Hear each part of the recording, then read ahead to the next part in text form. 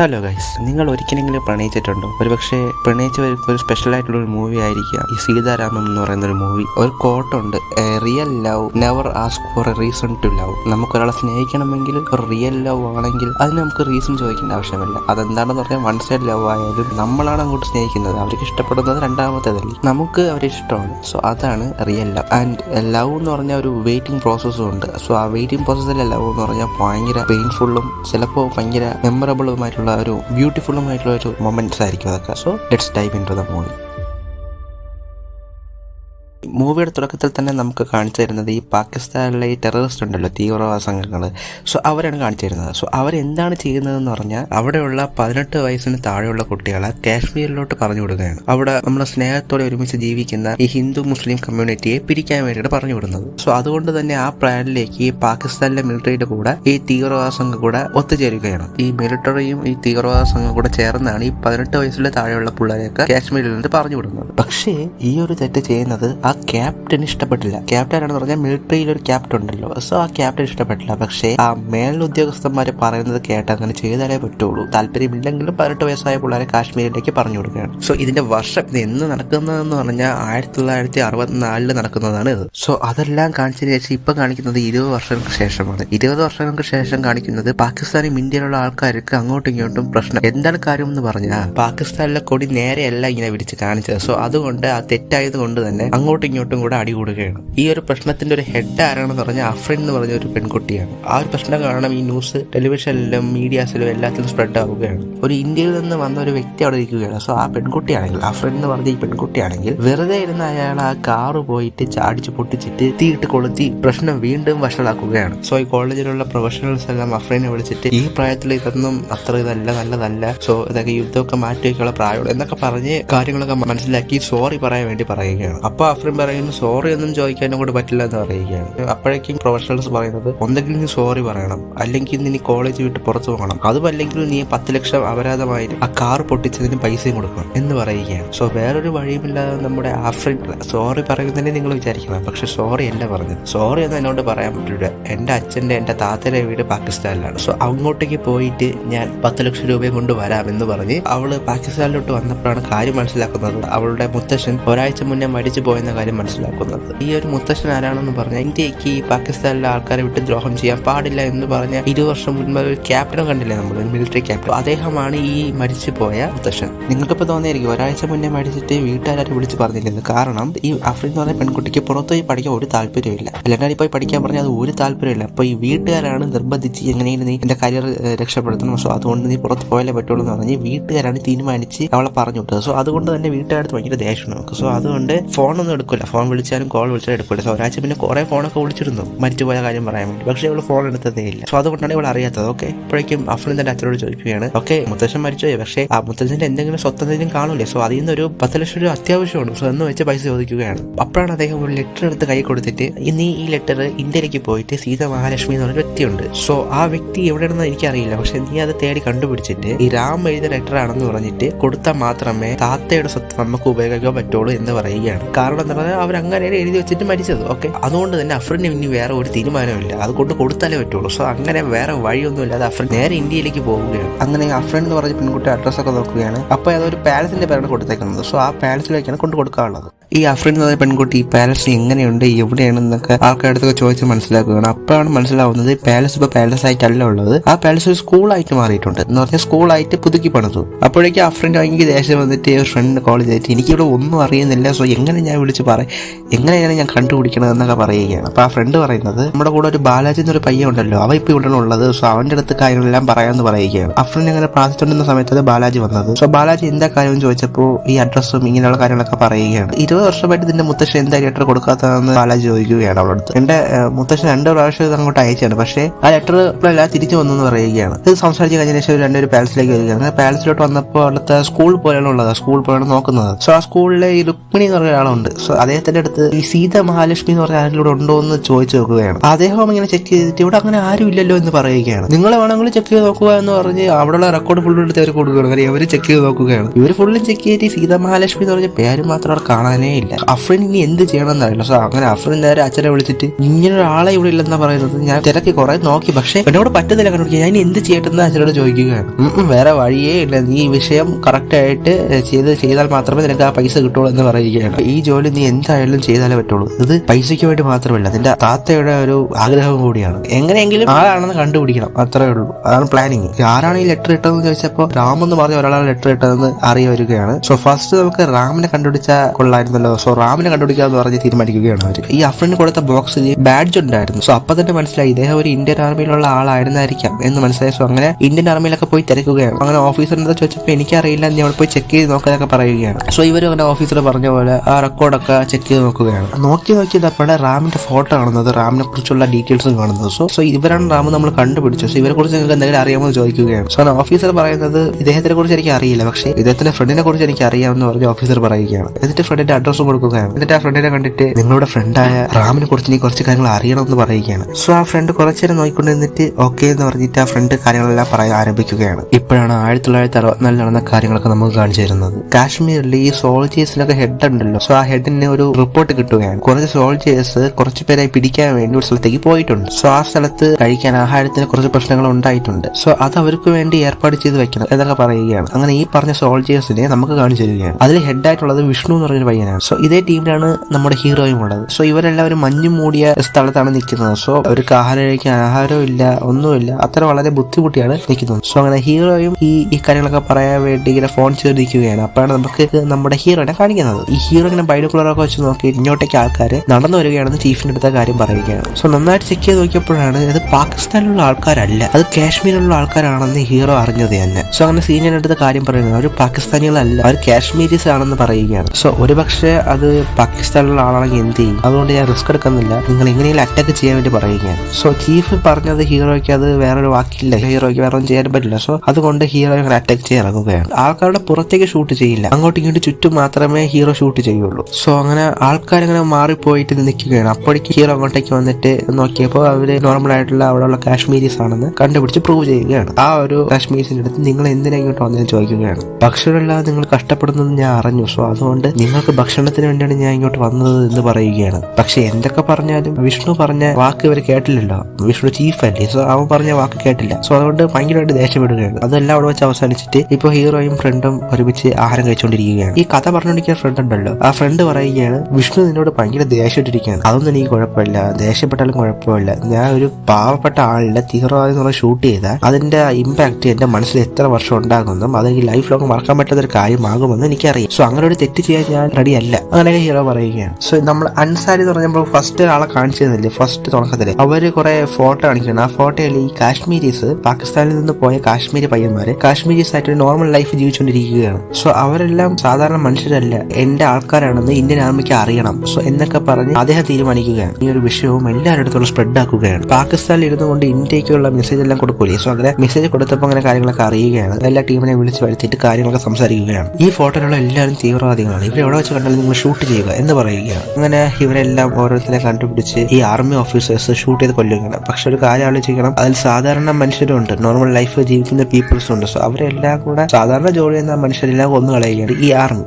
So ഇങ്ങനെ ന്യൂസൊക്കെ വന്നിരിക്കുന്നത്. അപ്പൊ ഈ കാശ്മീരിലുള്ള മുസ്ലിം പീപ്പിൾസ് എല്ലാം ഭയങ്കര ദേഷ്യത്തിലിരിക്കുകയാണ്. സോ ഒരു നാൾ എല്ലാവരും ഇങ്ങനെ വീടൊക്കെ ക്ലോസ് ഇട്ടിരിക്കണം. സോ ഹീറോയ്ക്ക് എന്താണെന്ന് മനസ്സിലാകുന്നില്ല. സോ അങ്ങനെ ആഹാരം കൊടുത്ത് തന്ന് ഹെൽപ്പ് ചെയ്ത ഒരാളുടെ അടുത്ത് എന്താ റീസൺ എന്നൊക്കെ ചോദിക്കുകയാണ്. അപ്പൊ അദ്ദേഹം ഭയങ്കര ദേഷ്യത്തിൽ സംസാരിക്കുകയാണ്. നിങ്ങൾ ഇവിടെ നിന്ന് പെട്ടെന്ന് പോ എന്ന് പറയുകയാണ്. സോ ഹീറോയ്ക്കൊന്നും മനസ്സിലാകുന്നില്ല, എന്തോ തെറ്റ് നടക്കുന്നുണ്ടോ എന്ന് ഹീറോ ആലോചിക്കുകയാണ്. സോ ഏതെങ്കിലും വീടിനുള്ളിൽ പോയിട്ട് നമുക്ക് റേഡിയോ കേട്ട് വെക്കുക എന്ന് പറഞ്ഞ് റേഡിയോ കേൾക്കാൻ വേണ്ടി ഹീറോ പോവുകയാണ്. അപ്പൊ റേഡിയോയിൽ വേറെ ആരുമല്ല, അൻസാരിയാണ് സംസാരിച്ചുകൊണ്ടിരിക്കുന്നത്. അദ്ദേഹം എന്താ സംസാരിക്കണം എന്ന് പറഞ്ഞാൽ, നിങ്ങൾ കണ്ടില്ലേ ഇന്ത്യൻ ആർമിയെ സപ്പോർട്ട് ചെയ്യരുത്, ഇന്ത്യൻ ആർമി പാവപ്പെട്ടവരെ കൊന്നിട്ടുണ്ട്, അതിനുശേഷം നമ്മൾ വെറുതെ ഇരിക്കല്ലോ, കാശ്മീർ നമുക്ക് മാത്രമാണ് സ്വന്തം, അതിനുള്ള ജോലികൾ നിങ്ങൾ ചെയ്യുക എന്ന് പറയുകയാണ്. അങ്ങനെ ഇവിടെ വലിയൊരു പ്രശ്നം നടക്കാൻ സാധ്യതയുണ്ടെന്ന് ഹീറോ അറിയുകയാണ്. സോ അവിടെ ഹിന്ദുസ് ഫെസ്റ്റിവൽ എന്ന ഫെസ്റ്റിവൽ ഉണ്ടായിരുന്നു. സോ ആ ഫെസ്റ്റിവലിലേക്ക് എല്ലാവരും വരികയാണ്. എല്ലാ മുസ്ലിംസും പ്രശ്നങ്ങൾ ചെയ്യില്ല, പക്ഷെ ഒരു ഗ്രൂപ്പ് പീപ്പിൾസ് മാത്രമാണ് ഈ പ്രശ്നങ്ങൾ ചെയ്യുന്നത്. സോ ബാക്കി മുസ്ലിംസിനെയും ബാക്കി ഹിന്ദുവിനെയും ഒരു സ്ഥലത്തേക്ക് ലോക്ക് ചെയ്തിട്ടേക്കുകയാണ്. സോ ആ സ്ഥലം കൊളുത്താൻ വേണ്ടി ഒരുപാട് പേര് വരികയാണ്. സോ അങ്ങനെ എല്ലാവരും കൊളുത്തി വിടുകയാണ്. അവിടെ ഭയങ്കര തീയായിട്ട് കത്തിയിരിക്കുകയാണ്. അപ്പൊ തന്നെ ഹീറോ അങ്ങോട്ട് വന്നിട്ട്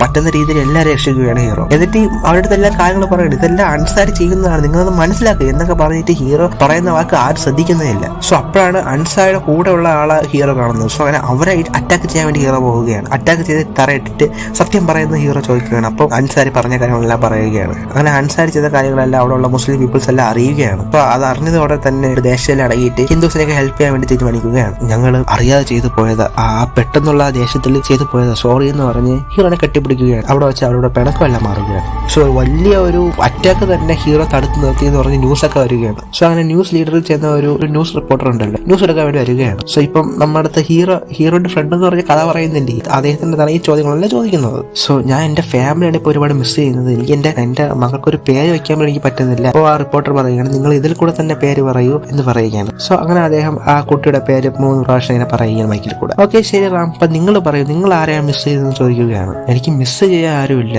ഞാൻ ഒരു അനാഥയാണെന്ന് ഹീറോ ലൈറ്റ് ആയിട്ട് ഫീലിങ്സോടെ പറയുകയാണ്. സോ ഈ റാം എന്ന് പറഞ്ഞ ആൾ അനാഥയാണെന്നുള്ള കാര്യം എല്ലാവരും അറിഞ്ഞപ്പോൾ അവർ അനാഥയല്ല, അദ്ദേഹത്തിന് ഒരുപാട് പേരുണ്ടെന്ന് നിങ്ങൾ തന്നെ അറിയിക്കും. ഞാൻ അമ്മയാണെന്ന രീതിയിൽ ഞാൻ ലെറ്റർ ഇട്ടിട്ടുണ്ട്. സോ നിങ്ങൾ അങ്ങനെ ലെറ്റർ ഒക്കെ ഇടുക എന്നൊക്കെ പറഞ്ഞ് അനൗൺസ് ചെയ്യുകയാണ്. അങ്ങനെ ഹീറോയ്ക്കും ഒരുപാട് ലെറ്റർ ഇടുകയാണ്. ഹീറോ അങ്ങനെ ആശ്ചര്യത്തോടെ നോക്കുകയാണ് എന്ത് സംഭവിക്കുന്നതെന്ന്. സോ അങ്ങനെ ഹീറോ അതെല്ലാം വായിച്ചു വെക്കുകയാണ്. സോ അതെല്ലാം വായിച്ചു വെച്ചപ്പോൾ ഒരാൾ എഴുതിയിരിക്കുന്നത്, എനിക്കൊരു കുട്ടി ജനിച്ചിട്ടുണ്ട്, അതുകൊണ്ട് നിങ്ങൾക്ക് ഒരു മധുര പലഹാരം അയച്ചിരിക്കുകയാണെന്ന് പറഞ്ഞ് അദ്ദേഹത്തിന് ഫുഡെല്ലാം കൊടുക്കുകയാണ്. സോ വേറെ ലെറ്റർ എന്താണെന്ന് പറഞ്ഞാൽ, ഞാൻ നിങ്ങൾക്ക് ഒരു അനിയത്തി പോലെയാണ് എന്നൊക്കെ പറഞ്ഞ് ഒരുപാട് ലെറ്ററും ഇതൊക്കെ വന്നിരിക്കുകയാണ് നമ്മുടെ ഹീറോയ്ക്ക്. സോ ഇതെല്ലാത്തിനും ഒരു റിപ്ലൈ ആയിട്ട് എന്തായാലും ലെറ്റർ അയക്കണം എന്ന് പറഞ്ഞ് ഹീറോ എല്ലാവർക്കും റിപ്ലൈ എഴുതി അങ്ങനെ അയക്കുകയാണ്. അങ്ങനെ ലെറ്റർ കൊടുക്കാനുള്ള ആളും അങ്ങോട്ടേക്ക് വരികയാണ്. അങ്ങനെ ഹീറോ ആ വലിയൊരു ചാക്ക് കെട്ടെടുത്ത് ആ ലെറ്റർ കൊടുക്കാനുള്ള ആൾക്ക് കൊണ്ട് കൊടുക്കുകയാണ്. അങ്ങനെ ഹീറോയ്ക്ക് വീണ്ടും കുറെ ലെറ്ററൊക്കെ വരികയാണ്. സോ ആ ലെറ്റർ നോക്കിയപ്പോഴാണ് അദ്ദേഹത്തിന് ഒരു കാര്യം മനസ്സിലാക്കുന്നത്, ഇന്നലെ ഒരു ലെറ്റർ അദ്ദേഹം വായിക്കാൻ മറന്നുപോയി. സോ ആ ലെറ്റർ നോക്കിയപ്പോഴാണ് ആ ലെറ്ററിൽ സീത മഹാലക്ഷ്മി എന്നൊരു പേര് കാണുന്നത്. ഞാൻ ഭാര്യയായിട്ടുള്ളപ്പോൾ നിങ്ങൾക്ക് ആരുള്ളത്, നിങ്ങൾ എന്തിനാ ഇങ്ങനെ പറയുന്നതാണ് ലെറ്ററിൽ എഴുതിയിരിക്കുന്നത്. സോ ഇദ്ദേഹവും ഭയങ്കര സന്തോഷമായിട്ട് ഇങ്ങനെ പഠിച്ചുകൊണ്ടിരിക്കുകയാണ്. അവരുടെ അഡ്രസ്സ് ഇങ്ങനെ നോക്കുകയാണ്. പക്ഷെ അഡ്രസ്സ് ഇല്ല. ഈ പെൺകുട്ടി വീണ്ടും ഏതെങ്കിലും ലെറ്റർ ഇട്ടുണ്ടോ എന്ന് ഹീറോ അങ്ങനെ പിടിച്ചു നോക്കുകയാണ്. സോ അതിലെയും ഇദ്ദേഹത്തിന് ഒരു ഭർത്താവായിട്ട് അല്ലെങ്കിൽ ഹസ്ബൻഡ് ആയിട്ടാണ് ഇങ്ങനെ എഴുതിയിരിക്കുന്നത് ആ പെൺകുട്ടി. പക്ഷെ ഒരു കാര്യമുണ്ട്, ലെറ്ററിൽ അഡ്രസ്സ് കൊടുക്കുന്നില്ല. അഡ്രസ്സ് കൊടുത്താലേ ഹീറോയ്ക്ക് തിരിച്ച് റിപ്ലൈ ചെയ്താൽ പറ്റുള്ളൂ. സോ അഡ്രസ്സ് കൊടുക്കാത്തതുകൊണ്ട് ഹീറോ എന്ത് ചെയ്യണമെന്ന് അറിയില്ല. സോ അങ്ങനെ ഹീറോയ്ക്ക് ലെറ്ററിൽ വന്നുകൊണ്ടിരിക്കുന്നത് ഹീറോ അത് വായിക്കുന്നു തിരിക്കുന്നതാണ് ആ മോണ്ടേജിൽ കാണിച്ചു പോകുന്നത്. ആ പെൺകുട്ടി കവിതയൊക്കെ എഴുതി അയക്കുകയാണ്. ഇദ്ദേഹവും ഇങ്ങനെ എൻജോയ് ചെയ്ത് വായിച്ചുകൊണ്ടൊക്കെ ഇരിക്കുകയാണ്. സോ ഒരു സ്ഥലത്ത് നിന്ന് വേറൊരു സ്ഥലത്തേക്ക് ഹീറോ അങ്ങനെ ട്രാവൽ ചെയ്യാനൊക്കെ തീരുമാനിക്കുകയാണ്. അപ്പോഴാണ് എങ്ങനെയെങ്കിലും ഇവരെ നമുക്ക് മീറ്റ് ചെയ്തെങ്കിൽ കൊള്ളായിരുന്നു ഹീറോ വിചാരിക്കുകയാണ്. സോ അങ്ങനെ ഹീറോന്റെ ഫ്രണ്ടിന്റെ അടുത്ത് ഈ കാര്യങ്ങളൊക്കെ പറയുകയാണ്. സോ എങ്ങനെയും മീറ്റ് ചെയ്യാന്ന് പറഞ്ഞ് ഇവരങ്ങനെ പ്ലാൻ ചെയ്ത് ആ ട്രെയിനിലോട്ട് കയറുകയാണ്. സോ TTRന്റെ അടുത്ത് ഞങ്ങളൊരു മിഷന് വേണ്ടിയിട്ട് വന്നിരിക്കുന്നത് സീതാ മഹാലക്ഷ്മി എന്ന് പറഞ്ഞ ആളെ നിങ്ങൾ കണ്ടുപിടിക്കണം എന്ന് പറയുകയാണ്. സോ അങ്ങനെ അവിടെ എല്ലാം ചെക്ക് ചെയ്ത് TTRും അങ്ങനെ എല്ലാം ചെക്ക് ചെയ്യുകയാണ്, ഈ സീതാലക്ഷ്മി എന്ന് പറഞ്ഞ ആളുണ്ടോ ഇല്ല. പക്ഷെ ഇതുവരെ കണ്ടുപിടിക്കാൻ ഇല്ല, ആരും ആ ട്രെയിനിലില്ല. അവസാനം വേണ്ടി ട്രെയിനിൽ ഒരു സീറ്റ് ഉണ്ട്. സോ അങ്ങോട്ടേക്ക് പോയിട്ട് നോക്കുകയാണ്. ഹീറോയ്ക്ക് വിശ്വാസം ഇല്ല, സീതാലക്ഷ്മി ആണെന്നോ ആരും വിശ്വാസമൊന്നും ഇല്ല. ഹീറോ ഇങ്ങനെ ഡോർ മുട്ടിയപ്പോൾ തന്നെ ഹീറോയിന്റെ എൻട്രി കാണിക്കുകയാണ്. സോ അപ്പൊ തന്നെ ഹീറോയ്ക്ക് ഇത്ര ഒരു സ്പാർക്ക് അടിച്ച്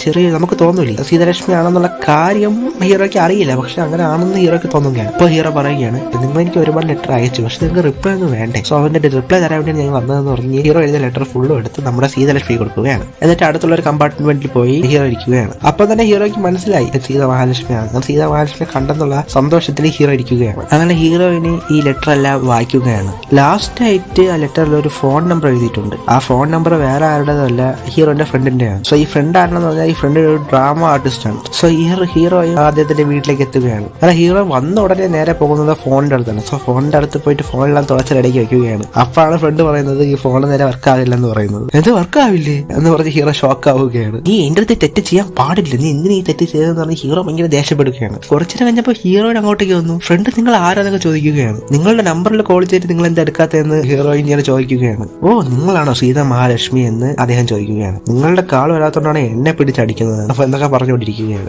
അവള് വീട്ടിൽ വന്നത് കണ്ടിട്ട് ഹീറോയി ഷോക്ക് ആവുകയാണ്. അവരുടെ അടുത്ത് സംസാരിക്കാൻ വേണ്ടി ഹീറോ അങ്ങനെ പെട്ടെന്ന് ഓടി വരികയാണ്. ഹീറോയിനാണെങ്കിൽ നിക്കില്ല. ഹീറോ ഇങ്ങനെ ഓടി വരുന്നത് കണ്ട് ചുമ്മാ നടന്നുകൊണ്ട് സംസാരിക്കുകയാണ്. നമുക്കറിയാമല്ലോ കുറേയിട്ട് കറക്കുന്നൊക്കെ, അതെല്ലാരും അങ്ങനെയാണ്, സിനിമയിലും ജീവിതത്തിലും അങ്ങനെയൊക്കെ തന്നെ. ഹീറോ അങ്ങനെ നടന്ന് സംസാരിക്കുകയാണ്. ഇപ്പൊ ക്യാമറയൊക്കെ എടുത്ത് ഹീറോ അവരൊക്കെ ഫോട്ടോ എടുക്കുകയാണ്. ലെറ്ററിൽ നിങ്ങൾ കവിതയൊക്കെ പറഞ്ഞല്ലോ, അപ്പൊ നേരിൽ കാണുമ്പോൾ നിങ്ങൾ കവിത ഒന്നും പറയില്ല എന്നൊക്കെ ചോദിക്കുകയാണ് ഹീറോ. സോ നിങ്ങളൊരു കവിത പറയാൻ വേണ്ടി ഹീറോയും പറയുകയാണ്. അങ്ങനെ ഹീറോ തോന്നുന്ന കവിതയൊക്കെ പറഞ്ഞു കൊടുക്കുകയാണ്. സീതാലക്ഷ്മി ഒരു മാജിക് ഷോയെ കുറിച്ച് പറയുന്നു. ഹീറോയ്ക്ക് അതിനെക്കുറിച്ചൊന്നും മനസ്സിലാവുന്നില്ല. സോ ഇതെല്ലാം പറഞ്ഞിട്ട് സീതാലക്ഷ്മി അവിടെ നിന്ന് തിരിച്ചു പോവുകയാണ്. സോ അവിടെ വെച്ച് കഥ സ്റ്റോപ്പ് ആക്കുകയാണ്, ആ ഫ്ലാഷ് ബാക്ക് സ്റ്റോപ്പ് ആക്കുകയാണ്. അപ്പോഴാണ് അഫ്രിൻ ചോദിക്കുന്നത്, നിങ്ങൾ കഥ വീണ്ടും പറയുകയാണ്. ഇതിനുശേഷം എനിക്ക് കഥ അറിയില്ല, ഇതിനുശേഷം നമ്മൾ രണ്ടുപേരും പിരിഞ്ഞു, ഞാനും അവനും കൂടെ പിരിഞ്ഞുകൊണ്ട് എനിക്ക് അതിനെ കുറിച്ചൊന്നും അറിയില്ല എന്ന് ഫ്രണ്ട് പറയുകയാണ്. പക്ഷെ ഇതിനെക്കുറിച്ചുള്ള ചിലപ്പോൾ വിഷ്ണുവിനെ അറിയായിരിക്കും, ഞാൻ അവൻ്റെ അടുത്ത് ചോദിച്ചോക്കാൻ പറയുകയാണ്. അടുത്തായിട്ട് നമ്മൾ കാണിക്കുന്നത് വിഷ്ണുവിനെയാണ്. വിഷ്ണുവിന്റെ ലാസ്റ്റ് ദിവസമാണ് ഇന്നത്തെ ആർമിയിൽ. അദ്ദേഹത്തിന്റെ സാധനങ്ങളൊക്കെ എടുത്ത് വെച്ചോണ്ടിരിക്കുകയാണ്. അപ്പോഴാണ് അദ്ദേഹം നമ്മളെ ഹീറോയുടെ കൂടെ എടുത്ത ആ ഫോട്ടോ ഒക്കെ നോക്കിക്കൊണ്ട് ഒരുമാതിരി ഫീൽ ചെയ്തുകൊണ്ടിരിക്കുകയാണ്. ആ ഫോട്ടോ എന്ന് പറഞ്ഞാൽ കുറച്ച് കരിഞ്ഞ് കീറിയ രീതിയിലായിരിക്കുന്നത്. അദ്ദേഹം അങ്ങനെ ഓഫീസ് വിട്ടിട്ട് എല്ലാവർക്കും സല്യൂട്ടൊക്കെ കൊടുത്തിട്ട് തിരിച്ചു പോകാൻ നോക്കുകയാണ്. അപ്പോഴേക്കും നമ്മുടെ അഫ്രിൻ കോൾ ചെയ്യുകയാണ്. കോൾ ചെയ്തപ്പോൾ അതിലൊരു ഓഫീസർ അടുത്ത് പറയുന്നത് അദ്ദേഹത്തിന്റെ ജോലി ഇന്ന് കഴിഞ്ഞു, സോ എന്നിട്ട് അദ്ദേഹം നേരെ വീട്ടിലേക്ക് പോയിരിക്കുകയാണെന്ന് പറയുന്നത്. സോ അങ്ങനെ കോളെല്ലാം കട്ട് ചെയ്തിട്ട് ഇദ്ദേഹം ഇങ്ങനെ താഴോട്ട് ഇറങ്ങി നോക്കിയപ്പോഴാണ് അദ്ദേഹം പോയിട്ടില്ല, വിഷ്ണു പോയിട്ടില്ല. സോ അങ്ങനെ വിഷ്ണുവിന്റെ അടുത്ത് ഈ ഓഫീസർ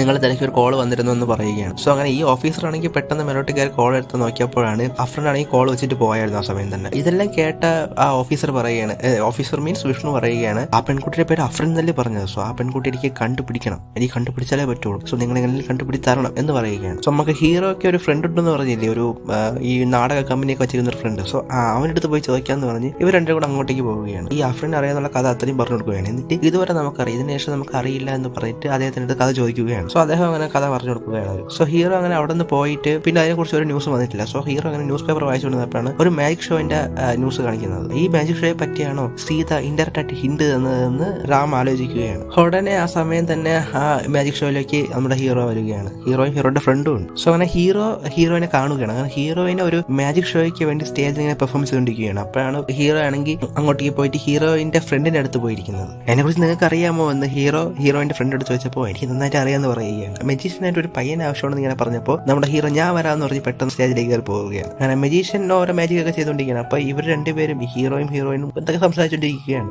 അപ്പോഴാണ് ഹീറോ ചോദിക്കുന്നത്, നമ്മുടെ കെമിസ്ട്രി കണ്ട, നീ ഇവിടെ വരുമെന്ന് അറിഞ്ഞില്ലേ ഞാൻ ഇങ്ങോട്ട് വന്നത്. സോ അത്രയ്ക്കും നമുക്ക് നല്ല ബോണ്ട് ഉണ്ട്, നല്ലൊരു ഇതുണ്ട്, നമ്മുടെ യൂണിവേഴ്സ് നമ്മൾ ചേർത്ത് വെച്ചതാണ്. സോ നമുക്കൊരു കാര്യം ചെയ്യാം, നമുക്ക് കല്യാണം കഴിക്കാം എന്നൊക്കെ ചോദിക്കുകയാണ് നമ്മുടെ ഹീറോ. അപ്പോഴാണ് ഹീറോയും പറയുന്നത്, എനിക്കൊരു ചേട്ടനുണ്ട്, ചേട്ടൻ സമ്മതിക്കില്ല എന്ന് പറയുകയാണ്. അപ്പോഴാണ് ഹീറോ പറയുന്നത്, അതൊന്നും കുഴപ്പമില്ല, ഞാൻ പറഞ്ഞ് സമ്മതിപ്പിക്കാന്ന് ഹീറോ ഭയങ്കര ഇതിൽ പറയുന്നത്, കോൺഫിഡൻസിൽ. അതൊന്നും സെറ്റ് ആവില്ല, നിങ്ങൾ പോകാൻ വേണ്ടി ഹീറോയിന്റെ അടുത്ത് പറഞ്ഞപ്പോൾ അവിടെ നിന്ന് ഹീറോ ലൈറ്റ് ആയിട്ട് വിഷമിച്ച് പോവാന്ന് പറഞ്ഞപ്പോഴാണ് ഹീറോ ഒരു കാര്യം പറയുന്നത്, നാളെ ഞാൻ ഈ സ്ഥലത്ത് വരും, അപ്പോൾ നാളെ നീ ഇവിടെ കാണണം എന്ന് പറയുകയാണ്. എന്ന് പറഞ്ഞിട്ടാണ് ഹീറോ പോയത്. അടുത്ത ദിവസം രാവിലെ ഈ ഹീറോ ഇവിടെ വെയിറ്റ് ചെയ്ത് നിന്നപ്പോഴാണ് ഹീറോയിൻ കറക്റ്റ് ആ സമയത്ത് വരുന്നത് അങ്ങോട്ടേക്ക്.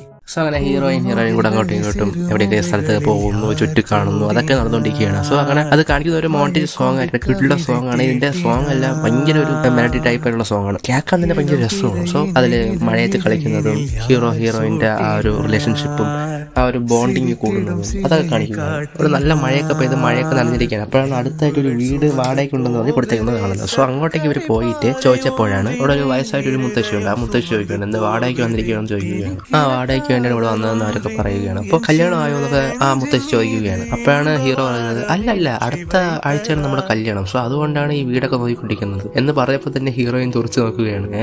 അതിന്റെ ഹീറോയിൻ പറയുകയാണ്, നിങ്ങൾ ആദ്യം ആ തലയിലുള്ള വെള്ളമൊക്കെ തോർത്തി കളയാൻ പറഞ്ഞിട്ട് ഹീറോയിൻ അങ്ങോട്ട് മുറിയിലോട്ട് കയറി പോവുകയാണ്. സോ ഹീറോയിനും ഭയങ്കര ലവ് മാരേജ് അല്ലേ, സോ എവിടെ വെച്ചാൽ കണ്ടെന്ന് ആ മുത്തശ്ശി ചോദിക്കുകയാണ്. ഹീറോയിൻ ആ മുത്തശ്ശിയോട് പറയുന്നത് ഹീറോയിൻ കേട്ടോണ്ടിരിക്കുകയാണ്. സോ എന്താണ് സത്യം നടന്നതെന്ന് പറഞ്ഞാൽ കാശ്മീരിൽ വെച്ച് ഒരു ഫെസ്റ്റിവൽ കവർ ചെയ്യാൻ വേണ്ടി ഹീറോയിൻ ആ സ്ഥലത്ത് വന്നിട്ടുണ്ടായിരുന്നു. സോ ആ ഫെസ്റ്റിവലിന് ഒരു ഫോട്ടോ എടുക്കണമെന്ന് പറഞ്ഞ് ഇന്ന് ഒരുപാട് ഫോട്ടോ ഇങ്ങനെ എടുത്തോണ്ടിരിക്കുകയായിരുന്നു ഹീറോയിൻ. സോ അപ്പോഴാണ് അന്ന് നടന്ന പ്രശ്നം ഇങ്ങനെ ആരംഭിച്ചതും അങ്ങനെ ഹീറോ എല്ലാവരും രക്ഷിക്കാനായിട്ട് ട്രൈ ചെയ്യുന്നതും ആ ഒരു സിറ്റുവേഷനിലാണ് ഹീറോയിൻ ഒരു സ്ഥലത്ത് പെട്ടുപോകുന്നത്. പ്രത്യേകിച്ച് അവള് പൊട്ടു വെച്ചത് കൊണ്ട് തന്നെ അവള് മുസ്ലിം അല്ലെന്ന് പറഞ്ഞാൽ എല്ലാവരും കൂടെ അവളെ കൊല്ലാൻ വേണ്ടി വരികയാണ്. ഷീർ എന്താണെന്ന് പറഞ്ഞാൽ അവരെല്ലാവരും അടിച്ചിട്ടിട്ട് ഹീറോയിനെ രക്ഷിക്കുകയാണ്. സോ അതുവരെയും ഹീറോയിന്റെ മുഖം കണ്ടിട്ടേ ഇല്ല. സോ രക്ഷിക്കാൻ വേണ്ടിയാണ് ഞാൻ ഭാര്യ എന്ന് പറഞ്ഞത്, അതുകൊണ്ട് തെറ്റായിട്ടൊന്നും വിചാരിക്കില്ല എന്ന് പറഞ്ഞിട്ട് ഹീറോയുടെ അടുത്ത് പറയിട്ട് ഹീറോ പോവുകയാണ്. സോ ഇപ്പോഴാണ് ഹീറോയ്ക്ക് എല്ലാ കാര്യം മനസ്സിലാവുന്നത്, ആ പെണ്ണ് ഇവളാണെന്നുള്ള കാര്യം. ഇതുകൊണ്ടാണോ നീ വൈഫ് എന്ന് പറഞ്ഞതെന്ന് ചോദിച്ചപ്പോൾ തന്നെ നമ്മുടെ സീത അവിടെ നിന്ന് ഇറങ്ങി ഓടുകയാണ്. നമ്മുടെ ഹീറോയിൻ ഒരു പാലസിൽ ഒരു ഭരതനാട്യ ടീച്ചറാണെന്നുള്ള കാര്യം നമുക്കറിയാമല്ലോ. സോ അതുകൊണ്ട് തന്നെ ഈ ഹീറോയിന്റെ ഫ്രണ്ടും കൂടെ ആ പാലസിലേക്ക് പോയിട്ട് കാര്യങ്ങളൊക്കെ പറയാനൊക്കെ പറഞ്ഞിരിക്കുകയാണ് രണ്ടുപേരും. സോ ആ പാലസിനാണ് ഈ സുബ്രഹ്മണ്യൻ ഒരാൾ ജോലി ചെയ്യുന്നത്. സുബ്രഹ്മണ്യൻ ആരാണെന്ന് നമുക്കറിയാമല്ലോ, ഫസ്റ്റ് കാണിച്ചില്ല ഒരാള്, ഫസ്റ്റ് ഈ പാലസ് ഇവിടെ ഇടിച്ച് പൊടിച്ചെന്നൊക്കെ പറഞ്ഞ് ഇവിടെ സ്കൂളൊക്കെ പണിതെന്നൊക്കെ പറഞ്ഞ് കാണിച്ചില്ലേ. സോ അദ്ദേഹമാണ് ഇത്. സോ അപ്പോഴേക്കും അദ്ദേഹം പറയുന്നത് പാലസിലോട്ട് ആരെയും അങ്ങോട്ട് കയറാൻ അനുവാദം പറഞ്ഞപ്പോഴും ഈ ഹീറോയും ഫ്രണ്ട് എന്നൊക്കെ പറഞ്ഞ് അങ്ങനെ എങ്ങനെയൊക്കെ കയറി പറ്റുകയാണ്. സോ അവിടെ വെച്ചാണ് ഹീറോയിൻ ഡാൻസ് ചെയ്യുന്നത് കാണുന്നത്. ഹീറോയിൻ്റെ അടുത്ത് ഹീറോ സംസാരിക്കാൻ വേണ്ടി വരികയാണ്. അപ്പോഴാണ് ഹീറോയിൻ ചോദിക്കുന്നത്, നിങ്ങൾ എന്ത് ഈ സ്ഥലത്ത് വന്നത്? ഫസ്റ്റ് നിങ്ങൾ ഇവിടെ നിന്ന് പോയാണ്, അല്ലെങ്കിൽ പ്രശ്നമാവും എന്നൊക്കെ പറയുക. എന്ത് പ്രശ്നമാവും, എനിക്ക് നിന്നെ കല്യാണം കഴിക്കണം, അത്ര മാത്രമേ ഉള്ളൂ എന്ന് പറഞ്ഞപ്പോൾ അതൊന്നും നടക്കേ ഇല്ല, നീ വിചാരിക്കേ വേണ്ട എങ്ങനെയൊന്നും ഇവിടെ നിന്ന് ഫസ്റ്റ് പോകാൻ പറയുകയാണ്. ഹീറോ പറയുന്നതൊന്നും ഇഷ്ടപ്പെടാതെ ഹീറോയിൻ ഇവിടെ നിന്ന് ഓടുകയാണ്. അപ്പോഴാണ് ഹീറോ ചോദിക്കുന്നത്, ദേഷ്യപ്പെട്ട് ചോദിക്കുന്നത് അത് എന്തെന്ന് ചോദിക്കുകയാണ്. അവിടെ ദൂരത്തിലൊരു കളർ പൊടിയുണ്ട്. ആ കളർ പൊടിയിൽ അറിയാതെ ചവിട്ടിയിട്ട് ആ കളർ പൊടി ഫുള്ള് ഇങ്ങനെ പറന്നുകൊണ്ടിരിക്കുകയാണ്. പറഞ്ഞാൽ പറന്ന് ആ പൊടി ഫുള്ള് പുറത്തേക്ക് നോക്കിയാണ്. ഇപ്പോൾ ഫ്ലാഷ് ബാക്ക് ഇവിടെ ചെറുതായിട്ട് എൻഡ് ചെയ്തിട്ട് ഇതെല്ലാം കേട്ടിട്ട് ആഫ്രിനൊക്കെ ടെൻഷൻ അടിച്ചിരിക്കണം. അതെന്താ അങ്ങനെയൊക്കെ ചെയ്തത്, കൺഫ്യൂഷൻ അടിച്ചിരിക്കുകയാണ്, അതെന്താ അങ്ങനെയൊക്കെ ചെയ്തത്. ബാലാജി അപ്പോൾ പറയുകയാണ്, ഈ പെൺപിള്ളേരെ ഇങ്ങനെയൊക്കെ ഒരുമാതിരി വട്ട കറക്കുന്നൊക്കെ പറയുകയാണ്. സീതാലക്ഷ്മിയുടെ ഫോട്ടോ കിട്ടിയാൽ നമുക്ക് സുബ്രഹ്മണ്യം അടുത്ത് കാര്യങ്ങളൊക്കെ ചോദിച്ച് വിശദീകരിച്ച് കണ്ടുപിടിക്കാന്നൊക്കെ ഇവരൊക്കെ പറയുകയാണ്. സോ സീതാലക്ഷ്മിയുടെ ഫോട്ടോ ഉണ്ടോ എന്ന് ഇദ്ദേഹത്തിൻ്റെ ചോദിക്കുകയാണ്. ആരുടെ? നമ്മുടെ ഫ്രണ്ടിൻ്റെ അടുത്ത്, ഹീറോയുടെ ഫ്രണ്ടിൻ്റെ അടുത്ത്. അന്ന് ഹീറോ എടുത്തില്ലേ, ആ ഫോട്ടോ എന്തായാലും കാണുമെന്ന് പറഞ്ഞ് ഇദ്ദേഹം പറഞ്ഞിട്ട് ഇദ്ദേഹം ആ ഫോട്ടോഷോപ്പുള്ള ബുക്കെല്ലാം എടുത്ത് നോക്കുകയാണ്. ചെക്ക് ചെയ്ത് നോക്കിയപ്പോൾ ആ ഫോട്ടോ ഉണ്ട്. സോ ഇതാണ് സീതാലക്ഷ്മി എന്ന് പറഞ്ഞ ഫോട്ടോ കൊടുത്തിട്ടുണ്ട്. സോ ഇവർ ആ പാലസിലേക്ക് പോകാന്ന് പറഞ്ഞ് വേഗം ട്രാവൽ ചെയ്ത് പാലസിലേക്ക് തിരിച്ചു വരികയാണ്. പാലസിലെത്തിയ ആരെ കാണാൻ പോകുന്നത്, നമ്മുടെ സുബ്രഹ്മണ്യം കാണാൻ പോകുന്നത്. സുബ്രഹ്മണ്യം കാണാൻ വേണ്ടി പെണ്ണ് കയറി പോയപ്പോഴാണ് ഫസ്റ്റ് ഒരു റാണിയുടെ ഫോട്ടോ അടിക്കുന്നത്. റാണിയുടെ ഫോട്ടോ വേറെ ആരൊന്നുമല്ല, നമ്മുടെ സീതയുടെയാണ്. സോ അപ്പോഴാണ് അവരുടെ പേര് സീതാലക്ഷ്മി എന്നുള്ളതല്ലെന്നും നൂർജഹാൻ എന്നും അറിയപ്പെടുന്നത്. ഇവിടെ വെച്ചാണ് നമ്മുടെ സിനിമയുടെ ഇന്റർമിഷൻ കാണിക്കുന്നത്. സോ ഇന്റർമിഷനിൽ വെച്ച് നമ്മുടെ എക്സ്പ്ലനേഷൻ നിൽക്കുകയാണ്. സോ ഈ വീഡിയോ നിങ്ങൾക്ക് ഇഷ്ടപ്പെട്ട ലൈക്കും കൂടെ ചെയ്തേക്കുക, ആൻഡ് ഷെയറും കൂടെ ചെയ്യുക, ആൻഡ് കമന്റ് കൂടെ ചെയ്യുക. ഇനി പാർട്ട് 2 എപ്പോൾ വേണമെന്നും കമന്റ് ചെയ്യുക. Bye from Kiran's insight.